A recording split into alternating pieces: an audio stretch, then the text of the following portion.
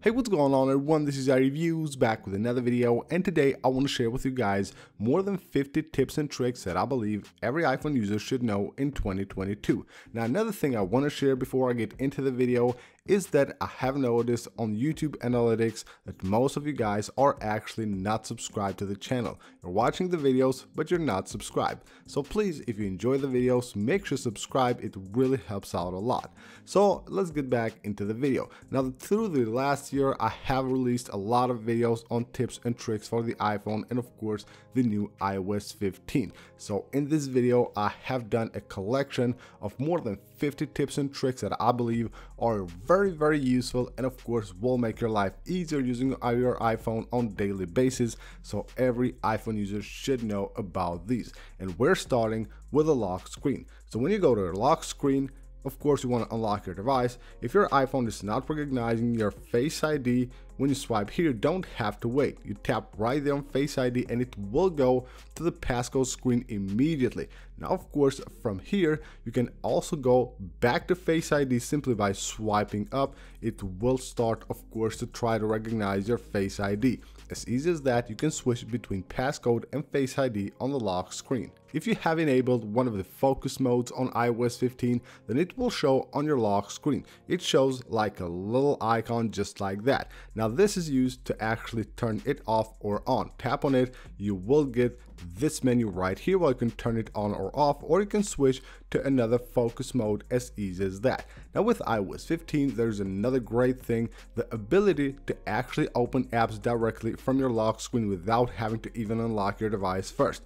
So what you gotta do, of course, just go ahead and swipe down, it goes to the Spotlight search. Here you can search for any app or basically anything you want on your device and open them directly from here, which is really useful. Now another really cool trick, a lot of times we will accidentally turn on the flashlight of our device. If you have your device on your pocket while picking it up or something like that, you turn on the flashlight. The quick way to actually disable it, just swipe like this and you're good to go. Now something really cool with iOS 15 is the new options for notifications on the lock screen. So when you get notifications on the lock screen, what you can do is swipe like this on a notification and from here you can tap on options. Now what you get here is the ability to actually mute those or send them to summary. Let me just unlock the device here. So here I have the options. I can mute this notification, of course, from this app for 1 hour, mute for today, or add it to summary. Now, if you add it to summary, what will happen is that this notification, the notifications actually from this app will go to summary and they won't come directly anymore when someone sends you a message, let's say, but they will be on the summary from now on. Moving on to the home screen, we have some really useful tips and tricks for the home screen as well. So if you use the files widget, of course the default files widget that comes from Apple, you can actually drag any of the files out of the widget and just drag it around and of course place it anywhere you want. Let's say you want to send them on an iMessage, you can do that just like that, straight from the widget without having to go into the Files app. Moving on to some Siri tricks, so you can now use Siri to go to home screen from anywhere on iOS. Go to home screen. Just like that, Siri will send you to the home screen from anywhere. Now another really useful thing that you can do with Siri is actually asking her about the battery percentage on any of your devices. I can ask her for the battery percentage on my AirPods. What's the battery on my AirPods Pro? And just like that, it shows you the percentage of battery that you have on your AirPods. So for any of your devices, just ask Siri and you will get a response. Really cool. Moving on to the Spotlight search. Now with iOS 15, we have a lot of new features here. Now one thing you can do with Spotlight search on iOS 15 is that if you're searching for any app, you want to add it to the home screen, you can just drag it out of there and add it to the home screen straight from the Spotlight search. Really useful. Also, if you want to delete an app, all you have to do is just search it on the Spotlight search and you will actually be able to delete now apps directly from the Spotlight search, which is really cool. Now another new thing on iOS 15 is of course the new contacts widget from Apple. Now this widget not only allows you to make calls and send messages and make FaceTime calls, but if you tap on that contact, you will get everything that you have in common, basically everything that you have shared, all the messages, emails, everything. So you can see here I have, of course, all the ways to contact this contact right here, but I will also have here all the different photos that I got from this contact on iMessage, the messages, and the shared links as well. And of course, I can go ahead and open any one of these directly from here, just like that, or maybe just tap right there to go ahead and open it within the app where they have been sent.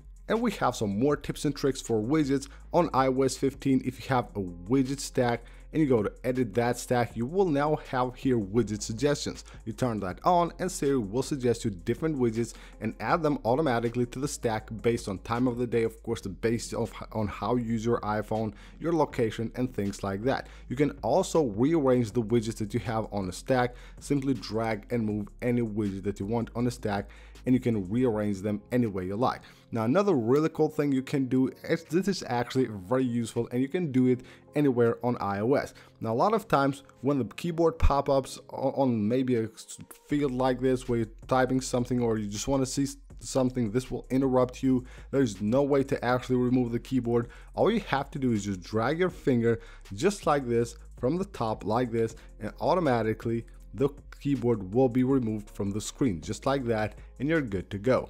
Next up, we're moving to the control center. Now with iOS 15, Apple has added background sounds. Now the easiest way to turn these on is by enabling hearing for your control center. Then 3D touch here, and you will be able to actually easily, just like that, turn on background sounds. And you will also have here a slider to control the volume of the background sounds. Now, of course, we have music recognition. Now with iOS 15, if you 3D touch here, you will see the history of all the songs that basically Shazam music recognition has found on your iPhone. You can actually even remove any one of them that you want, just like that. And with iOS 15, now you will have actually the option to change the zoom size on any app, so per app basis, or do that just for your home screen and lock screen. So just 3D touch here, and you can see home screen only or all apps. So what I can do right here is go ahead and change the text size only on the home screen of my device, but it won't affect any of the other apps at all.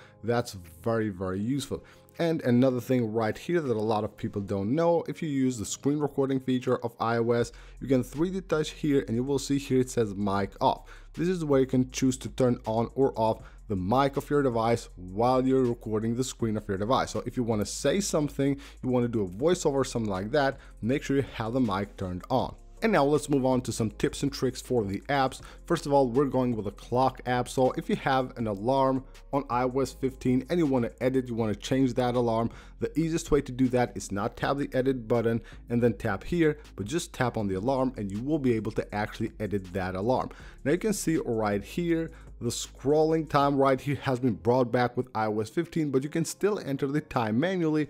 Just tap right there where you want to change it. You can go ahead and change it just like that. So you can edit the clock right here manually, as easy as that with iOS 15. Moving on to Safari, of course, a lot of people have been mad about Apple, about the new design that they brought on Safari on iOS 15, and of course Apple brought back the old design, but that's a choice. Now on Safari on iOS 15, you can tap here and you can choose whether you want to have the old style Safari or have the new style Safari of iOS 15, which actually has way more features than if you switch to the old style. Now what you can do here on Safari on iOS 15, you can switch between tabs just like this, or something else that you can do, you can refresh simply by swiping down like this. Now if you want to open a new tab when you're on the last tab, all you have to do is just swipe like this and you go to a new tab, which is very, very simple to do, and of course very easy. Now if you go to the tabs here, the easiest way to close them, just swipe them like this, or you can tap and hold the X button on one of the tabs on Safari. Let's just do that, and what you can do here is close all the other tabs despite this one, or you can rearrange other tabs by a few like things here. You can rearrange them by title, and of course you can rearrange them by website. Simply tap here and you're good to go. Now what you can also do here is just swipe down and you will get that search bar right there, which allows you not to search websites or something like that, but to search your tabs that you have open. So of course I can go ahead and search for Apple right here, and you can see it only shows me the Apple website that I have open. Now another thing that you can do Not only on Safari, you can do this anywhere that you're playing a video with a default video player of iOS. If you tap here, you can go ahead and change the playback speed just like that by tapping on the 3 dots, which is really cool. Now, another feature of Safari on iOS 15 is the ability to actually move tabs out of Safari. So if you have like a tab right here, you can go ahead and 3D touch on that tab and you can move it out and maybe open it on Chrome or anywhere else, or maybe just place it on a note like that. So I open a note, place it here, and I will have that website saved on a note. Or you want to send it on a message, you can just drag a tab from Safari out of the app and place it anywhere you want. Moving on to the music app on iOS 15, what you can do is you can actually AirPlay directly to your Mac from your iPhone. This is really cool and of course super useful to have. Now this is an ability that has been added, I believe it was on iOS 15.2. Really useful feature. I don't know why Apple didn't add this before. And what you can do is also search playlists. This is a new feature with iOS 15.2 as well. So if you go to one of your playlists, just drag down like this and you will have the ability to actually search songs that are within that playlist. Super useful feature as well. I don't know why Apple takes so long to just add these like basic features that should be here a long time ago. There are some pretty useful tips and tricks for the iMessage app as well. Now, first of all, if someone just sends you a flight number, or if you have a flight you need to track, you can just send the number to yourself and you will be able to actually track the flight directly from your iPhone from here. So just tap on the flight number, preview it, and you're good to go. You will get, of course, all the different details all right here. Now, another thing you can do is really cool is that now with iOS 15, you can actually scrub on voice messages. So if you get a voice message, you can now actually play it and also move around here, which used to be on iOS before. This is a super useful feature that Apple has added to iOS 15. Now, another cool thing, you can send this hidden message. You can see if I tap right there, it will pop up, but it will be hidden just like that. Now, the way you do that, you tap a message and tap and hold right here and just move right there, invisible link, and then tap the send button. Just like that, you have sent a message that is actually hidden and will be revealed once they tap on it. Now, another cool thing that you can do by tapping and quickly replying to any messages that someone has sent you, double tap on any message, you will get the ability to quickly reply to that specific message directly from here. Now with iOS 15, you can now pin links on iMessage. So right here, if you get a link or any other attachment that someone might send you on iMessage, you can actually 3D touch there and tap to pin, and then when you go to that contact, you will be able to actually find your pins as easy as that, and they will even show on Safari if you have that enabled from the Safari homepage.